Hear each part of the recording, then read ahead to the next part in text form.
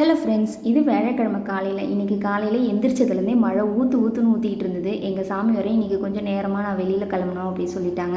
அதனால் நெய்வேத்தியத்துக்கு பழம் மட்டும் வச்சு சாமி கும்பிட்டுட்டு கிளம்பிட்டாங்க. டிஃபனுக்கு வந்துடுவேன்னு சொல்லிட்டு போயிருந்தாங்க. அதோட பசங்க ஸ்கூலில் இருந்தும் லீவுன்னு மெசேஜ் வந்துச்சு. அதனால் டிஃபன் மட்டும் தான் ரெடி பண்ணியிருந்தேன். மதியானம் லஞ்சை லேட்டாக பண்ணிக்கலான்ட்டு காலையில் டிஃபனுக்கு இட்லி தக்காளி கார சட்னி ரெடி பண்ணிட்டு 1 மணி நேரம் கிட்டத்தட்ட ஆச்சுங்க இந்த பிரண்டையை க்ளீன் பண்ணியிருக்கேன். எங்கள் வீட்டு குட்டீஸ் 2 பேரில் ஒருத்தருக்கு நல்லா டிராயிங் வரும், ஒருத்தர் கிராஃப்ட் ஒர்க்கெல்லாம் கொஞ்சம் நல்லா பண்ணுவாங்க. இப்போ தான் அவங்க டிராயிங்கும் கற்றுக்கிட்டு இருக்காங்க.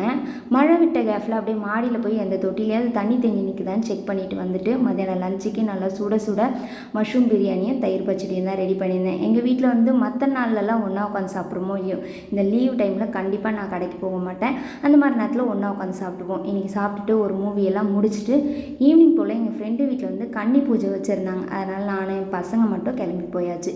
இந்த வீடியோ உங்களுக்கு பிடிச்சிருந்தா லைக் பண்ணி ஷேர் பண்ணி சப்போர்ட் பண்ணுங்கள். தேங்க்யூ.